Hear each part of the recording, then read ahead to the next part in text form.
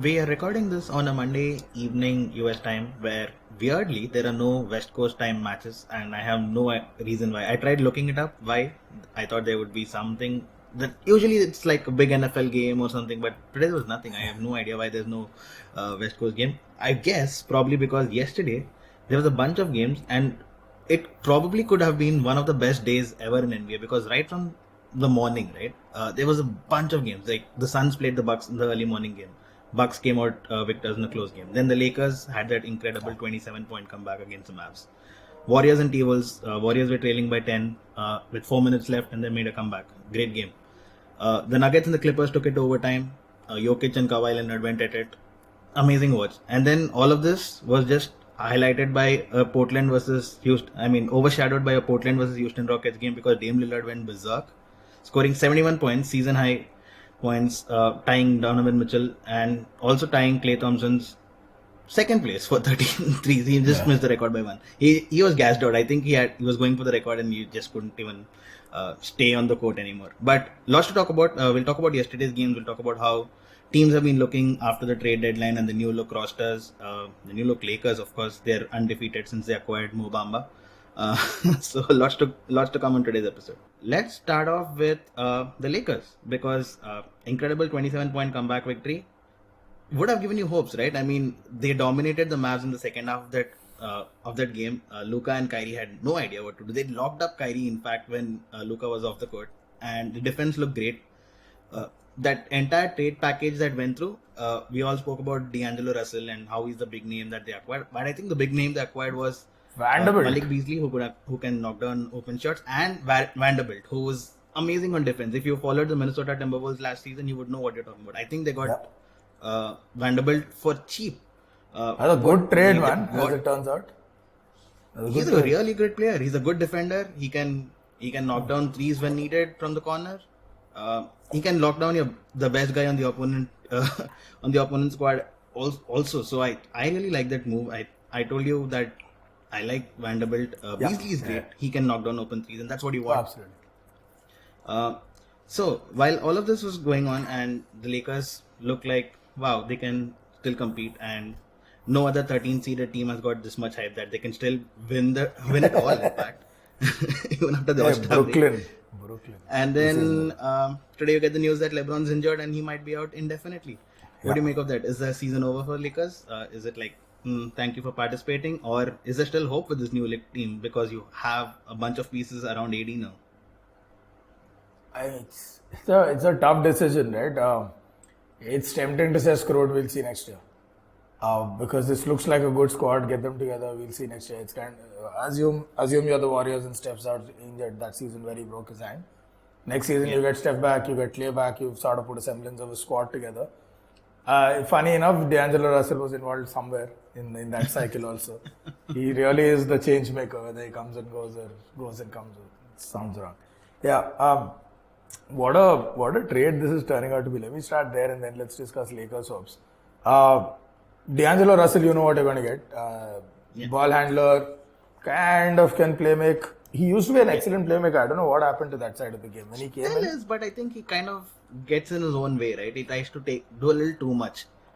When he's just playing selflessly, I think he's really good. So he was the number 2 pick, right? Lakers picked him number 2. If I'm not wrong, he was the one picked ahead of Jason Tatum. I think Tatum was in that draft and I think so. Lakers picked D'Lo. And at the time, he was an off-the-dribble guy who can score, but with a freakishly good pass. He was kind of LaMelo, with possibly better scoring, right? Mm-hmm. And I remember Summer League, first game that I saw him, I don't remember if that was his first game. He made this incredible on-the-run, forward, spinning bounce pass. Like he had crossed the halfway line, there was a defender ahead of him, and beyond the defender there was a player. So he had to bounce it beyond the defender, which would then spin into the path of the player. And he was threading the middle, like leg spin, Shane Warnish thing going on. And he did that. It was an unreal pass. And I'm like, okay, not bad. I don't know where that side of him went. I hope to see more of him. But that's a good player unto itself. Beasley, we know what he can do. Yeah. Vanderbilt, so whenever I watched the Timberwolves, I was always fascinated by the trio and how they come together. And by Ant, frankly, because Ant is that kind of talent where it could go. He could be one of the worst players to ever have talent and waste it, or be one of the greatest of all time. Like there's no in between with Ant. It's going to be one of these two things. So it's fascinating for me, right? I kind of never paid attention to how good Vanderbilt was on defense. I think it's something I had taken for granted, which at least early flashes, great stuff. Now, with all this, without the king, if they had this team at the get-go, I had said, bring on the playoffs. At least, I don't think they're good enough to really, stomp on teams in the playoffs. But I'd say bring on the playoffs. Now, they need to win like 19 in the next 25 or something like that to get to the playoffs, right? What's their win requirement at? No, they're like 4 behind 4th placed Sacramento Kings. Clippers. Hold on, so it's not a big jump, I would say. Pulling it up. And the Lakers have one of the easiest schedule going into the last half. That they do. So they're on 29. 4 games, you said, was it? Yeah. The Clippers are not too far ahead. Yeah. So, that's off 5th place now. What the fuck? Yeah. What's happening in the West, man? I haven't seen it. Okay. It's like 2 games you don't watch and you could be 5th or you could be 13th. That's exactly what happened. I was away last weekend. Oh, fuck. Portland still languishing. I have zero hope from them. I don't know how Pelicans are fucking things up. Minnesota have been rising ever since the trade, if anything. Yeah. You know what? Let me bet on it. I say this team goes to the playoffs. So long as Anthony Davis can stay on his feet. Just looking at the Jazz and Timberwolves and I said Edwards. So long as AD can stay on his feet, I think this is still a shot for the playoffs. At the play-ins, at least. I still think so. I agree. If the Lakers have to make the play-ins, that means 3 teams would drop out, right? And I would count Utah Jazz drops out. Jazz, that's what I was going for. They'll just shut down the season and they'll probably injure Markkanen and knock his bones out and not let him play. Pelicans, I think I'm not too. I don't know what they've been up to, the Pelicans. Yeah, if Zion is not coming back, I don't think the Pelicans. They lost to Orlando Magic earlier today, so I don't think they'd qualify either. And OKC or Portland, you can expect one of them to drop down as well. I would say. No, so OKC are behind LA right now, so let's say they stay here. Yeah. Portland, I fully expect, but Portland is also outside the play-in spots right now. Warriors, Jazz, T-Wolves, and Pelicans. Yeah. But not too far above them are the Mavs, Clippers, and what the fuck is happening in the West? Barring like the top 3, everyone's between 33 and 29 wins, all the way down to 12th spot. Yep.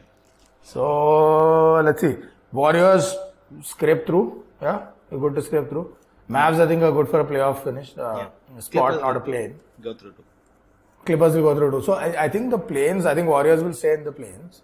And the Lakers the Lakers actually only need to leapfrog one team. So I'm comfortable picking the Jazz. One of them or the Pelicans, I'm pretty sure will drop. Yeah. I don't expect Portland to rise. Everyone else is a safe bet not to rise. Yeah, I think I'm still good with the play-in spot for the Lakers. I think so too. I think we have the same top 10 at least. Whatever order it may be, right? I think it's the same top 10. I think the LeBron injury comes at a wrong time. Hey, blessing in disguise. What do you think? Yeah. What do you think? If he's out for, maybe blessing in disguise, what if he's out for X number of games? Because we're both clearly picking the Lakers to go through. There's enough games for him to be out for a month, maybe a month and a half and still come back. Kind of, just time it to come back along the play-ins. What if this is another sort of mini bubble blessing in disguise where he's got time to recover? Is it though? I mean, if Anthony Davis was the guy injured, I'd still be okay. I don't think it makes a difference for LeBron. He comes off, if he's playing, he's 100%. And I don't think the injury is like really, I mean, playing back to back and all doesn't really hamper him as much. I don't think so. If it was Anthony Davis who got injured and you said me and you told me that he comes back. I didn't mean it that way. So I get what you mean. Sorry. No, that's not how I meant. What I meant was, we've seen how injury prone LeBron's been since coming to the Lakers. And that just happens to be a coincidence. It's just age. Like first season he was out, I think like 20, 30 games or more. Then he's been missing consistently except the bubble season where they got that big ass break, right? So my assumption is if there's going to be an injury or two every year now because he's more susceptible to knocks and there's a lot more wear and tear, I'm saying rather now than during the play-ins or worse in the first round of the playoffs like AD. Okay. So I'm frowning on that angle. Okay, yeah. If that is the case, yeah, why not? If you have LeBron for the playoffs, you'd still bet on the Lakers at least making the play-ins and then qualifying through the play-ins, right? So if they go to the playoffs with this squad and LeBron, I'm picking them for a win at the very least, if not going to the conference finals. Oh wow! Because I still see. So I'll tell you why. No, I know it sounds bold, but the assumption is bold also that all these guys are still standing when they get to the playoffs. Why I say this, despite a shaky squad, despite having just been put together, is what have they put together? They've really put together only pieces that individually are good in defense. Yeah. And they've picked knockdown shooters. The only guy really that has to fit into a system is D'Angelo. Right. Everyone else, you just got to make sure LeBron gets them the ball and they'll figure it out. Schroeder's been around. Right? So it's not really a sea change if you think about it. So then, in the playoffs, when I look at the rest of the West, the fuck do we have here? Nuggets, number one in the West, I really don't know in the playoffs. Okay. I really don't know what the hell they'll do on defense. It's the same problem that Dallas has. And they've been good on defense and I still have these questions. I don't know. Yeah. I don't know what they'll do in the playoffs because they're going to get targeted. They'll pick off individuals and they'll keep going at it. Nuggets, no confidence. Sacramento, first timers, who the hell cares? Yeah. You know, they'll come, they'll do something, they're just happy they're there. Memphis, they're fine in the West. I have no hopes. Zero hopes that they will do anything. You put the Lakers against the Grizzlies, I'm picking the Lakers. Just because of experience, I'm picking the Lakers. That's what I'm saying. So, fit Lakers, Grizzlies, I'd pick that. Good. I mean, I'd pick them over the Kings for sure, right? Yeah. Grizzlies. Yeah. Nuggets fully fit. I don't fancy the Nuggets if the Lakers are fully fit. I really don't. I find it a little difficult to pick. But you watched the one-on-one, right? Granted, it was 2 seasons ago. But you watched AD on Jokic. It's a no contest as good as Jokic is. So then others have to step up. I still think the Nuggets would win that series. I think the Clippers could beat the Lakers. You know what? It's a bet. The last 10 times. It's a bet. If Clippers, I'd be afraid, by the way. I'd be afraid if Clippers are fully fit. I mean, Clippers, I'd be afraid for the NBA. You have 2 squads where it's entirely possible not a single star shows up for the entire series. So I'm afraid for the league if that happens. But you know what? You're on. If the Nuggets face off against the Lakers at any point, you're on. Whatever bet, we'll put up a screenshot of the Google Pay transaction at the end of it. Or I don't know, is it foreign remittance fee? I have no idea. You got it. No, I have a Google Pay account, so don't worry about that. I'll pay your sister. Right. So, Denver. So I'm taking. So Grizzlies, no way, man. Kings, no way, right? Suns is the only kind of dicey thing. Mavs, Clippers, I'd be afraid of. So there are at least 3 teams in the West where I'm confident, fully fit Lakers, if they get to the playoffs, they're taking them down. So it's not that wild to think of a conference finals run. Beyond that, wild AF. But until then, not really. Wow, I still call that bold. I mean, once they make the playoffs, I'm still a little more confident on them. Till they make the playoffs, I'm not. So it's. Yeah, I told you the assumption is bold. Yeah. We often miss the premise and then bite all of what follows. What do you make of the Mavs, by the way? The Lakers came back from behind yesterday, right? They were awesome in the first half. They seemed like they were running away with it. Second half, they disappeared. They could not defend anything. AD was just dominating whoever was in his way. LeBron was getting to the bucket easily. And I think this is what we spoke about last week as well. I think the Mavs will really struggle on defense. And in the playoffs, this will be a little more apparent, right? Where teams are just picking the weakest defender and just trying to attack him and charge at him. Yeah. So I think there's going to be a big problem. And what do you think of the Mavs? I really, who can the Mavs defeat amongst this? I know, let's leave out the Sacramento Kings because I think everyone will beat them. Grizzlies. I might bite my own tongue later, but I'm just saying. No. Grizzlies, okay, inexperience. But if you take the Suns, you take the Warriors, you take the Denver Nuggets, if you take the Lakers, Clippers, I don't think the Mavs beating either of these teams. Yeah, none of them. By the way, Grizzlies, I'd be comfortable saying this even in a pre-Kyrie Mavs. I think Ja Morant's great. Yeah. Nobody can handle Luka on that squad. I agree. Luka would butcher them in round 1, right, if they face off. So, yeah. So, Sacramento you've mentioned. Nuggets would beat up. So, I don't know. I don't know what to make of this Mavs yet. It's still, unlike what I said about the Lakers, this is something where the entire system has to change. Yeah. There it was just knockdown shooters, individual defenders. The whole system changes here because now all of a sudden you have Luka being contained to under 30 in a game because the ball's being spread around. Right. What blew my fucking mind was against the Lakers. Okay, so Luka and Kyrie had similar offensive outputs, right? Mm-hmm. I'll read the stat line to you from the box scores. 21 points, 11 rebounds, 5 assists, 26 points, 9 rebounds, 5 assists. These are the 2 stat lines. Incredibly, it's Kyrie that had the 11 rebounds and the 5 assists. He out-rebounded Luka in the game, which kind of tells you he was not allowed to do anything at the other end of the court in the second half. He was just here picking up rebounds. It's bizarre, right? So, I don't know. I think it's year one. It's too much to expect them to do a whole lot. Especially with an all-attack, no-defense formula where Nuggets in year 5, we're still not sure, right? Dallas in year 1, even with those two, it's a bit much. I agree. I'm not at all confident on these Mavs if they're facing one of the big teams like the Like so-called big Clippers, teams, right? whew, if the Clippers are fully fit, I don't fancy the Mavs at all. As much as it's Luka against the Clippers. Yeah, I mean we've been talking about the Clippers for a bit now, so let's get to them. Kawhi Leonard For looks an 4 amazing years form, right? now. The last 2 games that they played had all the playoff vibes. They played against the Sacramento Kings in that incredible 176-175 game. Who needs an all-star for high-scoring games, by the way? And then yesterday against the Denver Nuggets in another overtime game, which also had all playoff vibes. The Clippers ended up losing both of those games, which were close.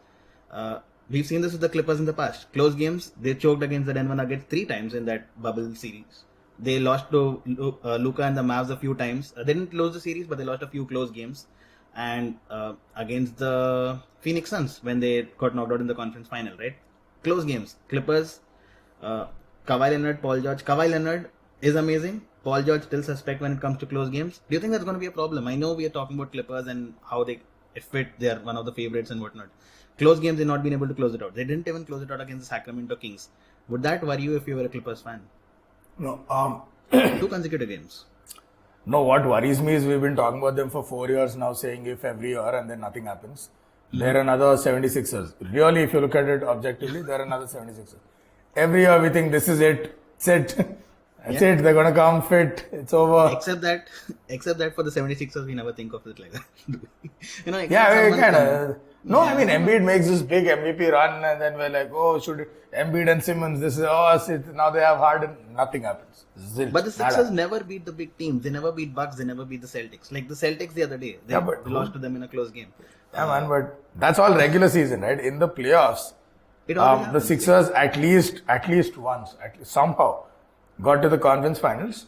Lost on the last shot in Game 7 to the flukiest shot ever hit in human history in basketball. And the guy that took them down, that was the last season that he actually played full NBA basketball. Even there, I'm sure he load managed his regular season, right? Same dude, LA Clippers. Okay? 4 years, no idea. Am I worried about close games? Absolutely not. Why am I not worried? Because these guys play together like once every 30 games or so. Yeah.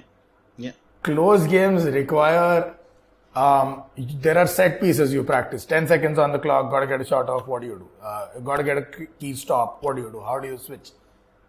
What practice? Nobody's showing up to these practices. So their close games are just best efforts. Just figure it out on the floor, we'll see. They're playing improv basketball. So, I'm not worried because they have a good coach. They have great players, experienced personnel. Paul George kind of redeemed himself last season in the playoffs. I really got to respect his run. So, no, I'm not worried. Last season, they didn't make the playoffs. Oh, was it? The Clippers. So I don't know. I am okay. I think if they get a stretch of runs, again, if for the 4th year in a row, if they get a stretch of games. And if this has got to be the last season you keep this duo together if you don't. I don't know. It's like Dame Lillard in Portland. I don't know. Every game I think it's the last, and then it just keeps stretching. Well, a few minutes ago I said Sacramento Kings are not beating anybody in the playoffs. I probably want to correct myself. Memphis? Seeing Sacramento Kings play off late is kind of like, wow, this is exciting basketball. They're scoring 170 points against Clippers, who are one of the best defenses in the league, by the way. And every time there's a close game, De'Aaron Fox is on a heater and he gets like 10 fourth quarter points every single time. And they've been winning close games, right? Now, I know the playoffs are a different beast altogether. But who can the Sacramento Kings beat if they finish like 3rd and they face probably the Timberwolves? You would expect them to beat the Timberwolves, won't you? You would expect them to beat the Pelicans. Would you expect them to beat anyone else? I'd expect them to beat the Grizzlies if they face it. I don't think they'll face them. Wow, okay. That's I just don't like that team. It's not just that they shoot their mouth off. This question. Who do you expect the Grizzlies to beat amongst all of these top 10, 12 teams? Nobody. They made the 2nd round last season. Good for them. Who did they beat? Timberwolves. Congratulations. Another fucking team that never has anything figured out. Nope, zero faith. Zero faith in the Grizzlies. Wow, no respect for the second seeded Memphis Grizzlies here. I have no respect for the West. It's not that they're second seeded. The West is fucked up and that's why they're in second place. So my disrespect is towards the West. I mean, look at this is like 20 games to go. There are like 8 teams crunched between 4th and 12th, like 4 games apart. The fuck is this confidence? I mean, so does that not speak volumes of how consistent they've been and how inconsistent everyone else? I agree. Right? Yeah, no, I agree. I agree, but also they exist in the real world, in the Western Conference, which sucks. So they've been consistently second place. Is true. It is also true that nobody else has been consistent and therefore by default they rise to at least the top 3. And then they're better than Sacramento. Congratulations. What do I say? It's not impressive. Okay. No, it's just, look, I mean, there are good regular season teams and then there are tough matchups and easy matchups in the playoffs. I think the Grizzlies are an easy matchup for most teams in the West. Wow. Okay. I wish Ja Morant gets this clip somehow and then... They're fine in the West. He did respond. Got his ass whooped after that.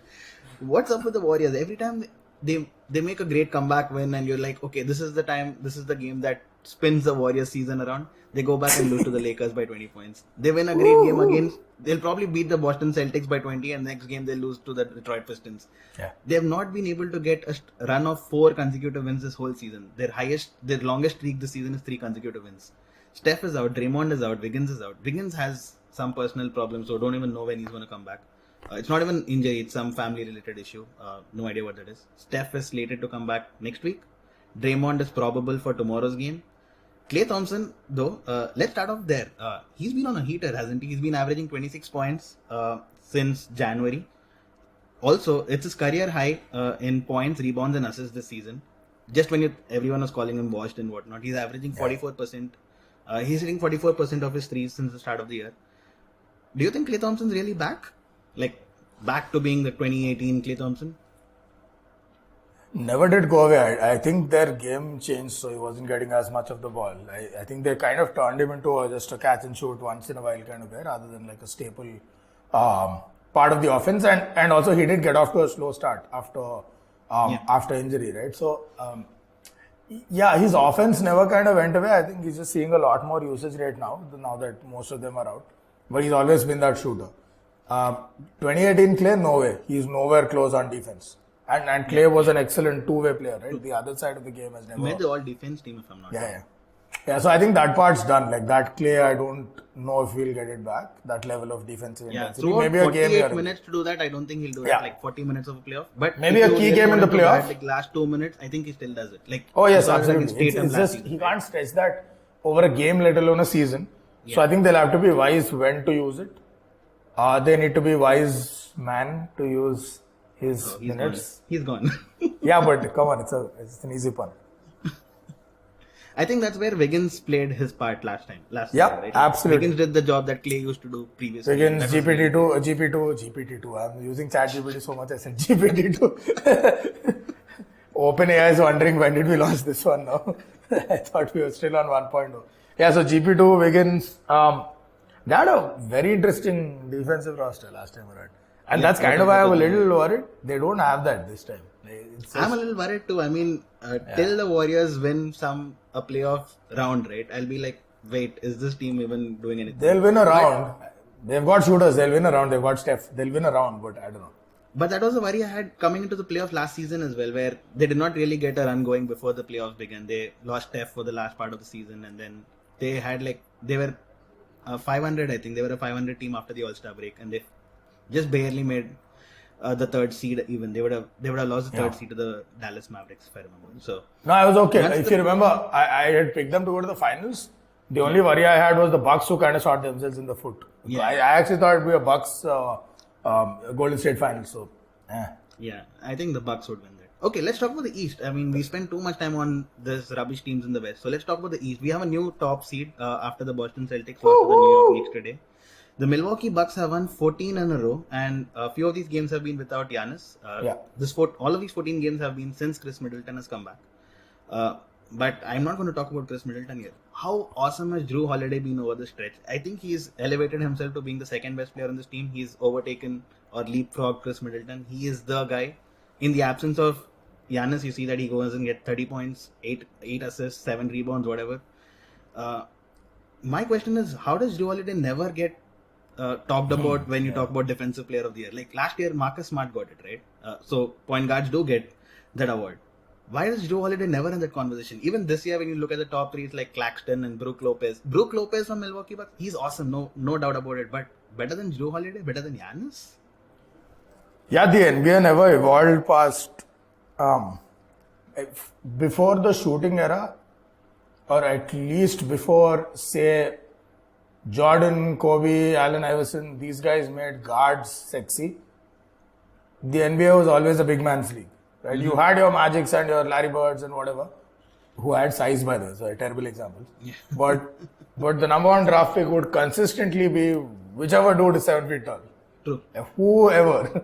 Greg Oden gets picked ahead of Durant, though Durant's like an inch short. Jordan didn't go number one because Hakeem was in that draft. So it's always been a big man's league. So then because it's always a big man's league, defense means what Bill Russell did. It's what Kareem did or what Hakeem did Shaq. It's big men swatting shots under the rim. It's swatting flies. That's defense. Locking up people in the paint, that's defense. Defending the low post, that's defense. Locking up somebody on the perimeter to the untrained eye is tough. To the trained eye, it's easy to miss.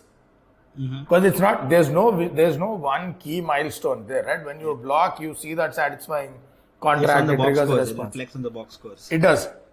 When you're, like what a Clay does in his prime, or like that famous thing where Kobe locked up Kyrie, or where Drew does this for a living every day, or Kawhi. Only when it's done to LeBron James in the NBA Finals, You get the Finals MVP. is it noticed, right? Otherwise, people just don't notice. You've blocked a lane. You've read a pass before it's made, you've got a steal. None of these things are noticed. The only thing that's sexy is low post and block.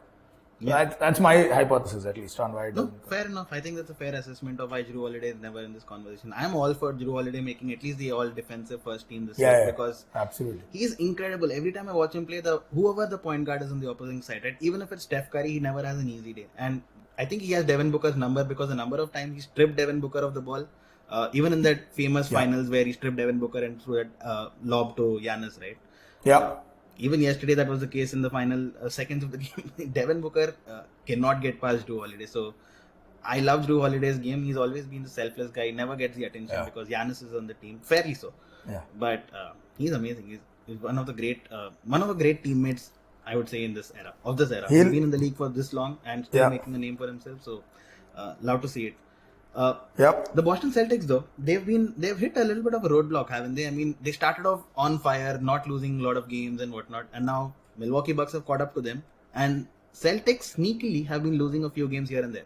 They lost to the Orlando Magic 3 times this season. They lost to the Bulls a couple of times. They lost to the Knicks today. Knicks have been on great form, by the way. Another discussion. Should the Celtics be worried? Are they really as good as they were last season?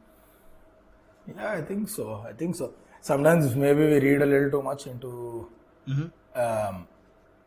these kind of regular season 1-to-1 matchups. I think the question I always ask myself is any of these defeats, what does that show that convinces you there's a pattern? Someone's dropped off, the system's not working, blah, blah, blah. I really haven't seen any. It just happens to be losses. They've dropped games. The Bucks dropped games at the start of the year, but they've kind of picked themselves back up. Miami Heat have made a living whenever they have a half-decent squad of just sucking for an entire half of the season and then bouncing back. This team, this very Celtics team, proved that not too long ago. That you can suck in the first half and then just catch fire. So, no, it's alright. I haven't seen anything systemic or such. I think the top seed in the East is a big must. I mean, it's a battle for the top seed and it's very important. The reason is you avoid playing a tough second round, right? I mean, given that Philadelphia 76ers might probably be the third seed, most likely, right? Would you rather face the Sixers with Joel Embiid in prime form, or would you face the Cavs, who would probably finish fourth and make the second round, right? I say that's the reward for finishing first, that you would face Cavs, not the Sixers, because Sixers, yeah, I know we made fun of their bad luck in the playoffs and their inconsistent run in the playoffs and their injury troubles during the playoffs and whatnot, but you'd still rather face the Cavs and inexperienced Cavs even. And I think that's why the first seed matters a lot in the East. The Celtics just lost that now. Do you think it makes an impact, or am I reading too much into this? You saw it last season even, because the Bucks had to face the Celtics in the second round and they got eliminated. Yeah, no, I think it's okay. I think it's a fair assessment. Can't really. I'd have to nitpick really to say you're off. Okay. Sucks. So Bucks and Celtics. Is that can we write that down for the Eastern Finals? I think so. I'm trying to struggle to see. Is there any other way this can play? Yeah, but it doesn't really work out. It's odd though, right? Usually you'd think the first and second seed there'd be some upset, especially with the East, because there's been a pattern of upsets. If some random sixth-place team comes, and like Toronto has done it, Atlanta has done it. Yeah. Miami have done it a bunch of times. Celtics have done it. Nope. It's just the East got so badly depleted. I don't know, man. Nope. No, I'm good. I'm good picking the. It's funny that I'm really struggling. I'm looking at Toronto out of desperation. I'm looking at Atlanta. Can they step up two guys? And Knicks, fuck off. Cleveland, good team, not finals. Not yet, yeah. But maybe Brooklyn. Maybe now is the year. This is the year. Ben Simmons. Ben Simmons is like, let's go. Play off. It's funny, right? I mean, you just said a while ago, Western Conference sucks so bad and everyone's bunched up. Eastern Conference is bad because the top tier have just separated themselves. So both the conferences have a problem of their own. Which conference, if a new team is joining, which conference would you prefer to join at the moment? West, definitely, or the East, because you could probably be in the third seed? I'd go East for sure. Because the East, there's nothing new that they suck. They've sucked for it was like the 80s when they were last good. And the East were only relevant because Jordan was there in the 90s. Otherwise, they sucked there too. Barring Jordan, it was a joke in the East. I picked the East for a very, very different reason. It's something that over time we've learned, and there are a few exceptions like Giannis, right? Almost all of the warm weather cities are in the West, in the Western Conference. Yeah. South USA, West USA, they're all out there. What does the East have? Toronto, New York, Barring Minnesota, I have a couple of cities here and there. Yeah, that's what I'm saying. So barring those in the West, mostly it's warm weather. Like let me just take a look at the Western Conference, right? Of course, all the California teams. Sacramento, Phoenix, LA, both LA teams, right? Dallas, Golden State, all warm weather, all great locations. Portland, decent. San Antonio, Houston, Memphis, hot New air. Orleans. Oklahoma, there's really all of the warm weather. So easy to attract talent, right? Forget the superstars for a second. Easy to attract everyone else. Then you get the superstars. The only way you get superstars in the East is through the draft. It's incredibly tough otherwise. You'll have to put together a super team to bring anyone. And that only Brooklyn, New York have the clout to do it. Right. Other than that, there are really not too many markets. So I'd pick the East. Wow. Very strategic business. Nice. We can't end this episode without talking about Dame Lillard, can we? He's been on... What kind of a run is this? I mean, every second year he goes on this run where he scores like 40 points for fun. Yeah. And yesterday was one of those days where he went and hit 13 3-pointers and got 71 points. When he got 41 in the first half, I was worried. I think he could go for 100 even because he was in that kind of form. Yeah. It was the Houston Rockets he was playing against. And he just decided to go for 71. He just ended up with 71. Now, a lot of people get criticized for, Dame gets a lot of criticism from these fans for not having ambition, not choosing a bigger city and whatnot. And on the opposite end of the spectrum, Kevin Durant, for example, gets a lot of criticism for choosing a team where he can go and win and joining super teams and for having that ambition, so-called ambition, right? Now, which part of the book do you fall on? Do you fall on the Dame Lillard side or do you fall on the Kevin Durant side? Which one is better? Which one is not, in your opinion? They're both frustrating, but you've got to feed the beast. That's how sports culture works. Mm-hmm. People want perfection. A few people have achieved it, so it's doable. So now you expect it of everyone. Giannis did it. Kobe did it after Shaq. Jordan did it. A bunch of people who have, right? So you kind of tend to assume that this is the model, and this evolves over time. More people like LeBron and KD have done it. 5 more people do it over the next 10 years. It's going to get normalized.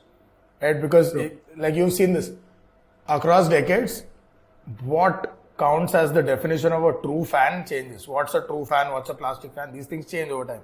Like now, I see so many people now, they have two teams that they support, not one. Yeah. We used to call them dual sims back in the day. It's not that anymore, right? It's okay to support them. So these things change. What I'm going to do is I'm not going to judge, but I do have a hot take on Dame Lillard. It's an observation. Sure. It's not a judgment. I think I've said this before, he's fully entitled to, he's a professional, it's a job at the end of the day. If he treats it just as that, he wants to do that job to the best of his abilities, take his money, go home, and not really follow the podcast trend of, chase a chip and you're worthless if you are. I know. That's okay. Yeah. So I'm not going to judge. We all chase money in our careers, it's fine. I do have an observation though. Is there a pattern between his career choices and the fact that he could have gone for 100 yesterday and he settled at 71? Because the DNA of somebody hungry for championships and all-time greatness is their bones will collapse, but they'll keep going at it until they do. Jordan, Magic, Bird, Kobe, AI, winners come close but didn't win, whatever.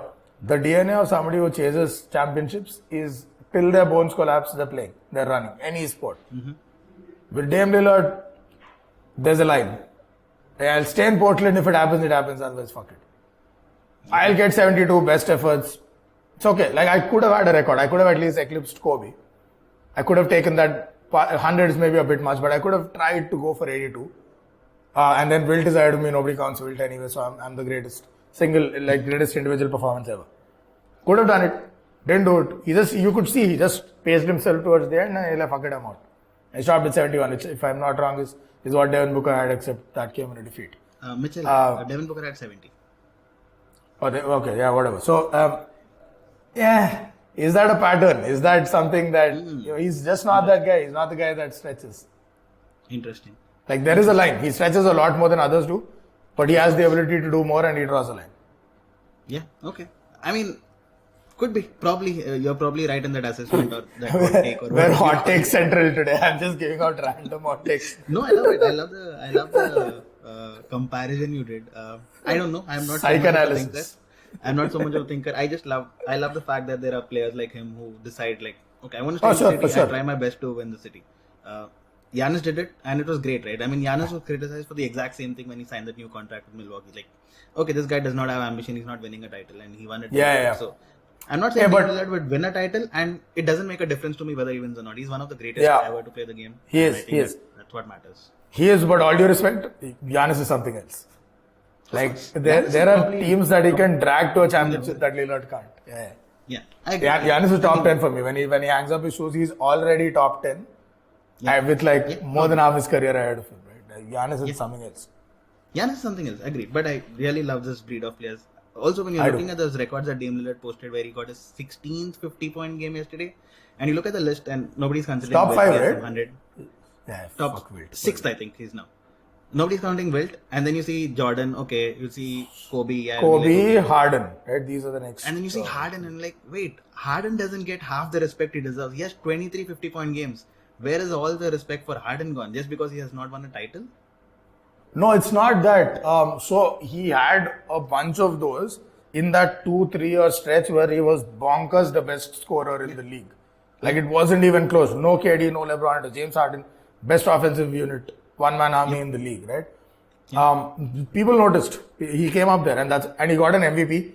So now people are like, okay, you've shown you can do these 50-point games. You've shown you can go on a rampage.